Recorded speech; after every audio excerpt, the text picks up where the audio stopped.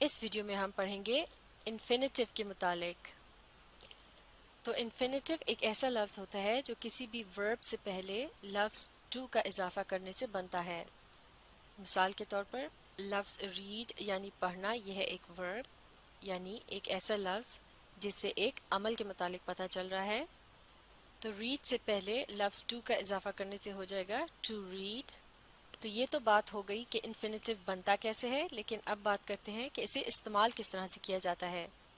تو ورب سے پہلے لفظ ٹو کا اضافہ کرنے کے بعد اسے ورب کے بجائے جملوں میں استعمال کیا جاتا ہے، ایک ناؤن کے طور پر یا پھر ایک ایڈجیکٹو کے طور پر یا پھر ایک ایڈورب کے طور پر۔ ناؤن کہتے ہیں کسی بھی جگہ، شخص یا چیز کے نام کو، جبکہ ایڈجیکٹو وہ لفظ ہوتا ہے جو کہ ناؤن کو ڈسکرائب کرتا ہے یا اس کے متعلق کچھ بتاتا ہے، اور ایڈورب وہ لفظ ہوتا ہے جو کہ ورب کو ڈسکرائب کرتا ہے یا ورب کے متعلق کچھ بتاتا ہے۔ اس کے علاوہ ایڈوربز وربز اور دوسرے ایڈوربز کے متعلق بھی معلومات دیتے ہیں۔ تو انفینیٹیو کیسے بنتا ہے؟ ورب کے شروع میں لفظ ٹو کا اضافہ کرنے سے، یعنی ورب سے پہلے لفظ ٹو لگا دینے سے، اور پھر اسے استعمال کس طرح سے کیا جاتا ہے جملوں کے اندر؟ ناؤن، ایڈجیکٹو یا ایڈورب کے طور پر۔ اب اسی بات کو جملوں کی مدد سے سمجھنے کی کوشش کرتے ہیں۔ سارا لائکس ٹو ریڈ، یعنی سارا کو پڑھنا پسند ہے۔ تو اس جملے میں لفظ سارا جو ہے وہ اس جملے کا سبجیکٹ ہے جس کے متعلق کچھ بتایا جا رہا ہے کہ اسے کچھ پسند ہے، اور یہاں لائکس کا لفظ یہ ہے ایک ورب، اور سارا کو کیا پسند ہے؟ ٹو ریڈ یعنی پڑھنا، تو یہ ہے اس جملے کا آبجیکٹ۔ آبجیکٹ وہ چیز ہوتی ہے جو کہ عمل میں شامل ہوتی ہے یا جس پر عمل کیا جاتا ہے، اور آبجیکٹ کے طور پر زیادہ تر ناؤنز وغیرہ کا استعمال کیا جاتا ہے، ناؤن یا پروناؤنز کا۔ تو اس جملے میں جن الفاظ کو ناؤن کے طور پر استعمال کیا جا رہا ہے ان میں ہے لفظ ریڈ جو کہ دراصل ایک ورب ہے، اور اس کے شروع میں اضافہ کر دیا گیا ہے لفظ ٹو کا، اور پھر اسے ایک ناؤن کے طور پر اس جملے میں استعمال کیا گیا ہے۔ تو اس طرح سے اب یہ کہلایا جائے گا ایک انفینیٹیو۔ اب دیکھتے ہیں ایک اور example. To read is her hobby, یعنی پڑھنا اس کا مشغلہ ہے یا پڑھنا اس کا شوق ہے۔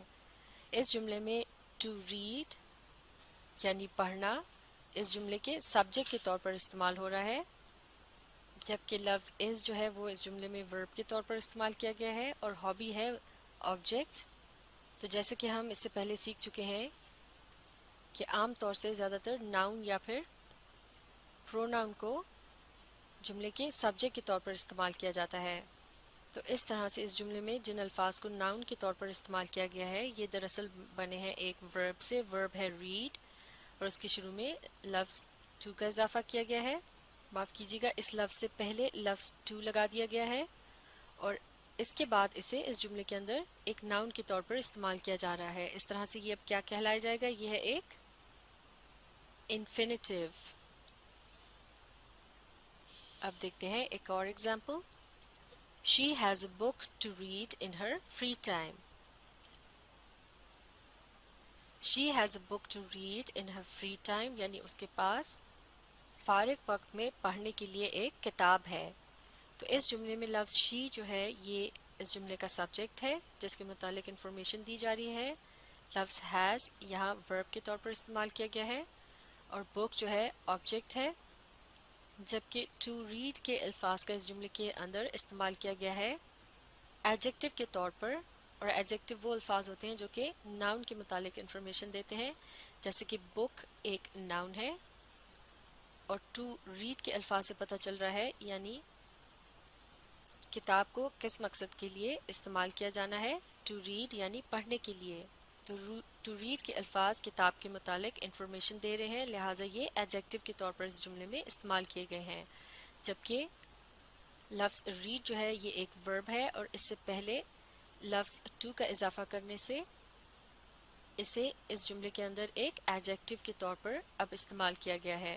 تو اس طرح سے یہ کیا کہلایا جائے گا؟ یہ بن گیا ہے ایک انفینیٹیو، جیسے کہ ہم نے سیکھا تھا کہ ورب سے پہلے لفظ ٹو کا اضافہ کرنے کے بعد انہیں ناؤن، ایڈجیکٹو یا ایڈورب کے طور پر استعمال کیا جاتا ہے، تو تب وہ کہلائے جاتے ہیں انفینیٹیو۔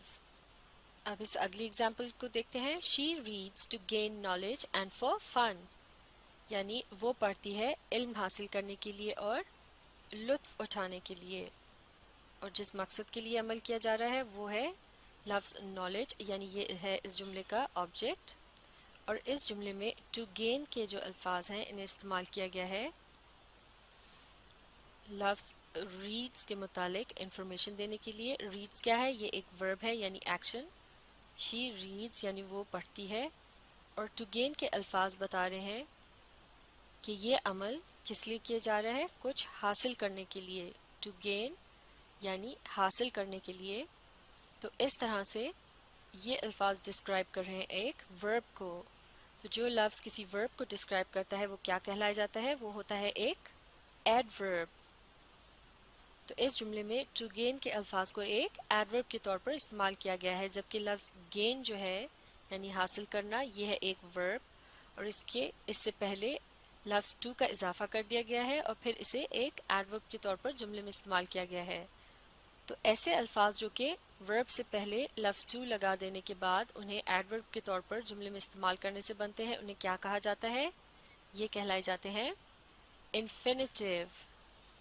तो इस तरह से आपने देखा कि किस तरह से वर्ब से पहले लफ्ज़ टू लगा देने के बाद उसे किस तरह से नाउन, एडजेक्टिव या एडवर्ब के तौर पर जुमले में इस्तेमाल किया जा सकता है। तो इन एग्जाम्पल्स को देख लेने के बाद अब हम आसानी से समझ सकते हैं कि एक इन्फिनिटिव क्या होता है। An infinitive is formed by using the word to before the verb in its basic form। यानी जब एक वर्ब जो कि अपनी बेसिक फॉर्म में होता है, जैसा कि यहाँ लफ्ज़ रीड है, यानी इससे पहले या बाद किसी भी लेटर वगैरह का इजाफा नहीं किया गया होता, तो इस बेसिक फॉर्म से पहले अगर लफ्ज़ टू लगा दिया जाए तो इस तरह से बनता है एक infinitive. It functions as a noun, adjective और एडवर्ब। और एक इन्फिनिटिव को जुमले के अंदर एक नाउन, एडजेक्टिव या एडवर्ब के तौर पर इस्तेमाल किया जाता है। तो ये थी इन्फिनिटिव की पहचान। इसे अच्छी तरह से सीखने के लिए आप इस वीडियो को रिप्ले कीजिए और इसके साथ साथ पढ़ने और समझने की कोशिश जारी रखिए। इसके अलावा आप अखबार और किताबों में से इन्फिनिटिव्स को तलाश करके इन्हें लिखने की भी कोशिश कीजिए।